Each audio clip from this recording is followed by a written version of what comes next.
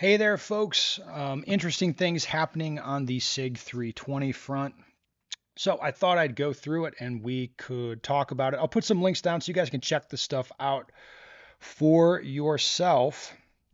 Um, yeah, so anyway, what do we have here? Well, Sig Armorer. So that is, so that's the same guy that makes the different disconnector for the SIG 320 to mitigate the out of battery detonations issue.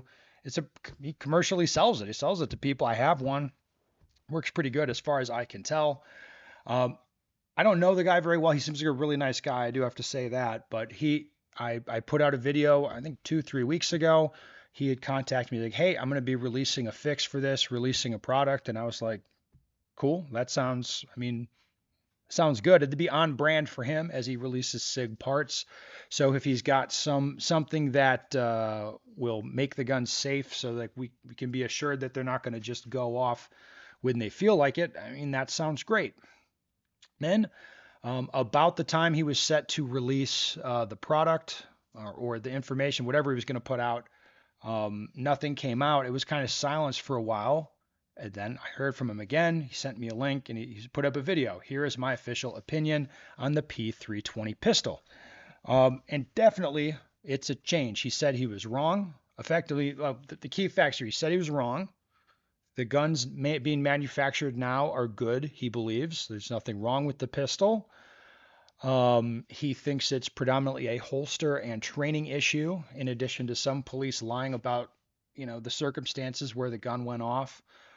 Um, yeah, I mean, it was like a total shift. Now, it wasn't super specific as to what happened, but he did mention that he went to New Hampshire and met with the SIG guys and toured their place, and his opinion has changed. That's what he said. Now, I was a little bit surprising. It was kind of like, huh, what's going on here? So, if you're curious, I'll link that video down below.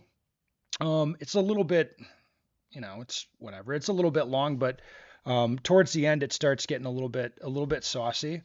Yeah, it's just like I don't really understand what happened. To be honest, like I don't understand what happened here.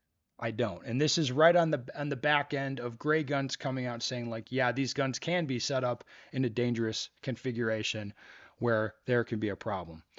Now, some of the Sig Armor language in his video, if you listen really close, it's like, oh, I think there was stuff like previous whatever frames or previous guns, like those maybe had something with them that contributed to the issues. But again, he believes the guns now, there is no problem. You can imagine what that comment section looks like on that video.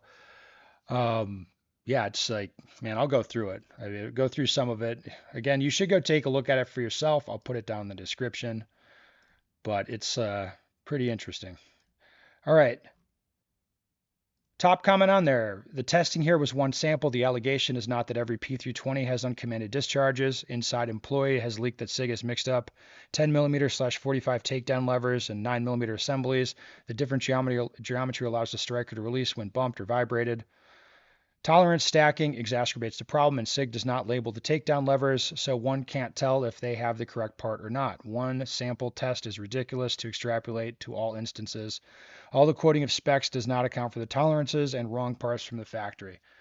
Yeah, I mean, again, that's a pretty fair comment. It's kind of like, I mean, and this is referencing the LFD research guy who I'll admit he configured his gun in a way that it was ridiculous. He got one of his guns, so it's like he had to like put the slide forward and he had to like very carefully put it in a holster, otherwise the striker would fall. Now, do I believe guns in that exact configuration are like out there in the world, like going off in holsters? I don't think so. I don't think so. However, consider all the different like possible part interactions, like all the different generations of parts, frames.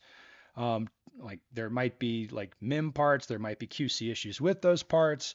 Then there's springs that are in play too. Sometimes they break, sometimes they wear out.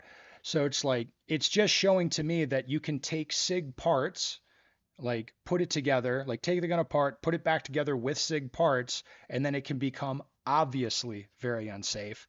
Well, it kind of stands to reason that some other configurations, and again, there's I don't know how many possible configurations there might be, but some other configuration might be like if it's like 1/1000th of the level of problem, it could be a problem, if that makes sense. Like that to me, that's tracking in my head with what we're seeing in the real world. And again, the LFD research guy, like that to me is just like proof of concept. I can take it apart, put it back together with SIG parts, and it's very obviously unsafe. Well, again, it stands to reason that there's some kind of like middle ground in here. There's other ways to do it where it's going to be unsafe, but much less obviously so. At least that makes sense in my head. Okay, let's keep going with the comments on the Sig Armor thing. So what I'm hearing is light bearing holsters work for every gun but SIG. Got it. Like, yeah, it was like again, the Sig Armor guy seems super nice, and it was kind of like echoing what we saw in the military arms channel when a SIG rep was on there, and he's just like, effectively blaming holsters for most of this. Yeah. Is it weird you were about to drop a fix and postponed it due to additional information that you received, and now you think it's safe? Interesting. It's like, yeah, and then one follow-up comment on that, the additional information was a check. I doubt it, but like I don't know. Like I don't know what happened here. It's kind of weird. One guy, blink twice if the SIG boys have your family. Hope the paycheck was worth it. I'm sorry, but I don't believe you, sir. So explain why SIG has asked for immunity from the New Hampshire legislature for immunity against lawsuits. SIG is now the big pharma of gun manufacturers. Like, it goes on. Holy shit. The comments on that were wild. Now, if you're curious about more discussion with that, Focus Trip did do a live stream.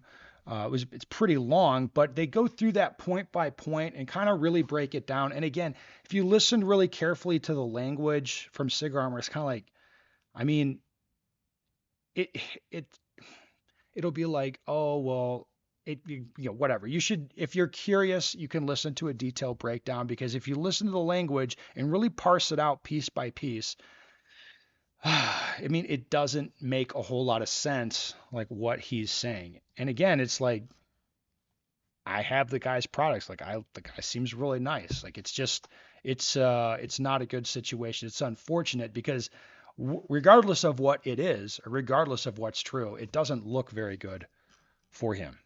All right, so that's the update with Sig. I mean, I'll keep watching it. I think this is going to go on for some time. It's not going to be a quick thing, but we will see what happens.